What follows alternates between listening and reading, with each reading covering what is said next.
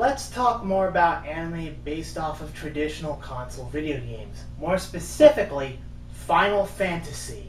Ah yes, Final Fantasy, the quintessential series of all console-based RPGs. The series in general was created by Hironobu Sakaguchi for Squaresoft, known today as Square Enix, in an attempt to save the company from bankruptcy. The game became so successful that it spawned out into its own franchise, with 13 installments in the main series so far, and a 14th on the way, as well as countless spin-off games. Each of the games are synonymous for pushing the envelope when it comes to gameplay, graphics, characters, and story in each installment, each being just as action-packed and epic as the last. So with Final Fantasy, where can you go wrong? Now, as much as I freaking love the Final Fantasy series, they have made some dumb decisions over the years. One of them was a television anime series called Final Fantasy Unlimited.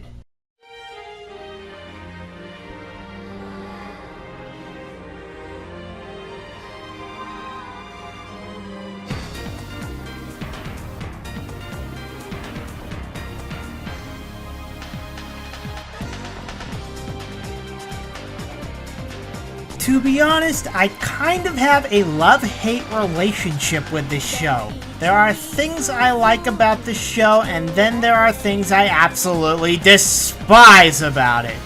The show was released in late 2001 to coincide with the release of the first Final Fantasy movie called Final Fantasy: The Spirits Within. The show was animated by Studio Gonzo and directed by Mahiro Maeda. The story is about the Hayakawa twins who travel to a strange new world called Wonderland in order to find their parents who have mysteriously disappeared after a strange black pillar of energy suddenly appears in the Sea of Japan off the coast of Sadogashima. So, how weird can this show get? Pretty weird. But what is a weird show without weird characters? The Hayakawa twins really don't do much at the beginning other than whine, cry, and look scared. However, they do become more responsible and are even able to fend for themselves later on in the series, even though they never quite manage to shed off the annoying factor. Yu is a quiet and intelligent boy who befriends a chocobo named Chobi, who has a rather unhealthy interest in 12-year-old girls with red hair and pigtails. Wait. Don't you stare at me! Don't! Jesus, I think he kinda likes you. I agree. Are you nuts? Remember what he did to me last time? I can't imagine.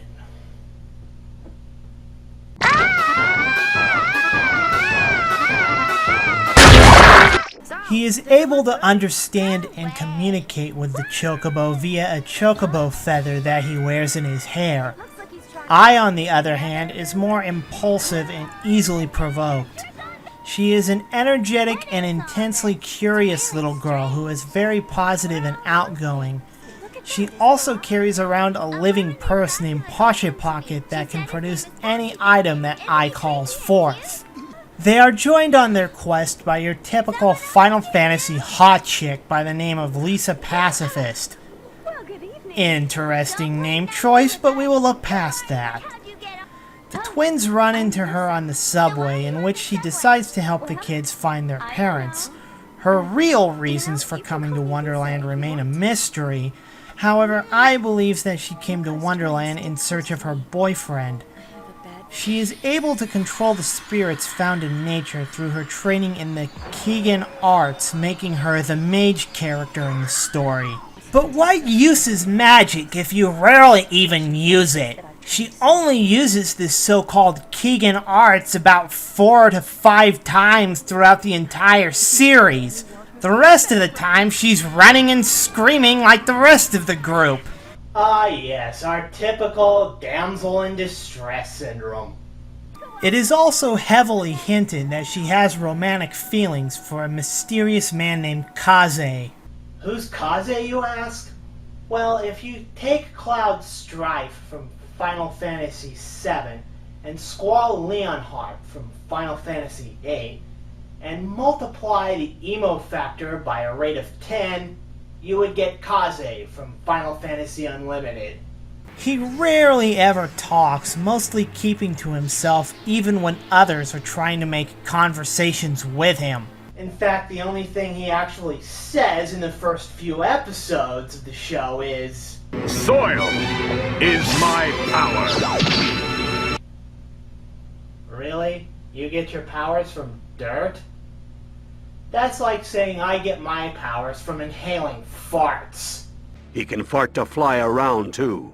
So yeah, this guy poses as the summoner of the group, able to summon all sorts of creatures in order to defeat his enemies through the use of his, quote, Magun. So we got our hero, our typical Final Fantasy It girl, the Chocobo, and our annoying character. This time, 2 of them. And now all we need is our badass villain. Every Final Fantasy game has its badass villain, be it Seymour from Final Fantasy X, Kefka from Final Fantasy VI, X-Death from Final Fantasy V, and of course, Sephiroth! So tell me, who is our badass villain in Final Fantasy Unlimited? Using this shield kiss, a great side item, it's the perfect choice. If this was Gizzard, it wouldn't work at all. Now we can't have that, can we? That's something that would disrupt my perfect harmony, which we don't want to do.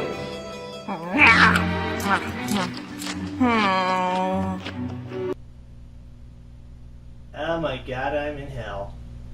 Yes, folks, this is our badass villain here, people.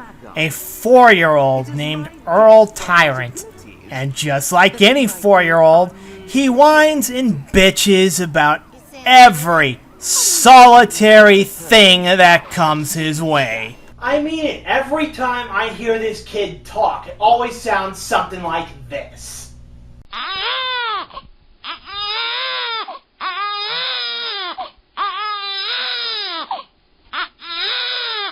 Secondly, he's probably got the most inept of all minions working for him. There's Fungus, an anthropomorphic mushroom, Herba, an anthropomorphic cabbage, Pissed, a anthropomorphic stingray, and Asuka. These guys are just plain stupid. I'm serious.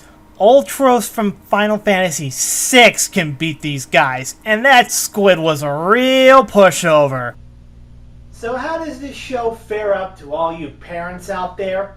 Well, since this is a kid's show, I don't remember seeing too much nudity except for a couple of stupid pratfalls involving Lisa in the shower in episode 17, and again in episode 21.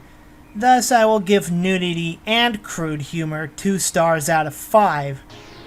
Likewise, I have never heard any swearing in this show, so that will get a 0 out of 5. And finally, there is violence, but it's probably not any more violent than, say, Kingdom Hearts or Pokemon. So I will give this 2 stars. Story-wise, one thing you will notice after a few episodes is that the show really suffers from Power Rangers syndrome, as in it runs on a fairly standard episodic formula for a majority of the show. Kids arrive at new location, kids get attacked by monsters, Kaze saves their asses by summoning through his Magun, and the kids leave for their next destination. Rinse and repeat. Thus, this little episodic formula makes the show incredibly repetitive and predictable. And that's not even the worst transgression this show makes. And what do you suppose happened to our intrepid travelers? Perhaps someday I will tell you when we meet once again. A cliffhanger? You actually had to end the show on a cliffhanger? Forza, un amico, lo pretendo, lo cacchia, e la sbagliante lo caccar, e la passite... Oh, gee, way to pull a Tony Soprano on us, guys! Okay, maybe I should explain this in a little more detail. Apparently, Final Fantasy Unlimited was originally scheduled to be a 50 to 52 episode series. However, due to the financial fallout with the humongous blockbuster hydrogen bomb that was Final Fantasy The Spirits Within, the creators of the show suddenly realized that they were falling short on budget. So instead, they opted for a 25 episode show, ending on a cliffhanger. The rest of the episodes that were planned were told in the form of a light novel series, as well as a couple of radio dramas. でもどれもアメリカには出てないからな愚かな外人どもめ今回もサイコタクの勝利だい Okay. So normally I would probably give this show a 3 out of 5 for story, but there is no excuse for ending the show prematurely on a cliffhanger. Thus, I will give this a 1 instead. The soundtrack for the show is unsurprisingly composed by Nobuo Uematsu alongside Shiro Hamaguchi. This is probably the only thing in this anime that I would give high points for. Nobuo Uematsu is famous for his storytelling through music in the Final Fantasy games, and in here it's not much different. However, it kind of lacks the amount of epic battle music that is so prevalent in the game series. For instance, I wanted at least one music track in this show to be on par with One Winged Angel or Libari Fatali in terms of epic music. You know, the kind with the epic choir in the background. But the show already has an action-packed soundtrack, and the music has some epic orchestral pieces, so why am I complaining? And at least Final Fantasy Unlimited has a nice soundtrack, and with Nobuo Uematsu, how can you go wrong?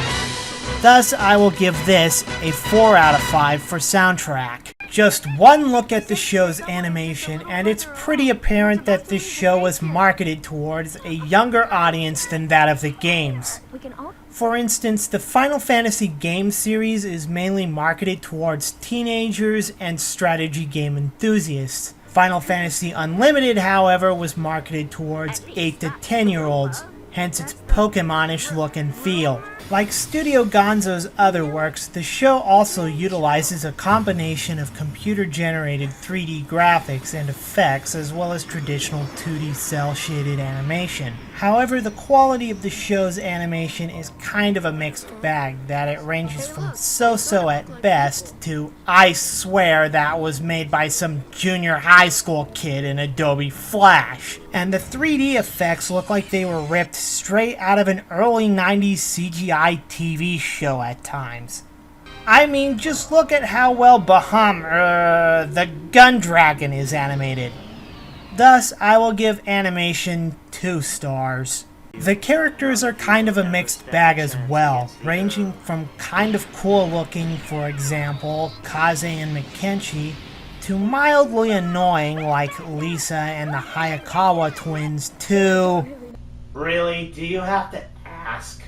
Also, a lot of characters in this show, mostly the secondary characters, are about as flat as a board when it comes to their personalities. And some of the characters in the show are so bland that not even Vic Mignogna himself can make them look appealing. So for this, I will give a 3 out of 5 stars. I honestly don't hate this show as much as I feel sorry for it. This show could have had a lot going for it if it wasn't for the circumstances that befell it. But alas, due to tough financial times and a huge box office failure, the show was practically left half finished. ending on what seems to be a cliffhanger. But there's no excuse for a show leaving its audience hanging in such a disrespectful way. I sat through this damn thing for over 12 hours, and I don't even get the satisfaction of any resolution to the story. We, as fans of the games, come to expect such a high level of quality from Square Enix's Final Fantasy product based on their video game successes. But all we get is a half-assed, incomplete, incoherent story. Combine that with lackluster characters, a rather cartoonish animation quality, and we get nothing what we Final Fantasy fans would expect from something under the Final Fantasy name. That is why I give Final Fantasy Unlimited 2 style points and an overall rating of 4 out of 10. But hey, it could be worse.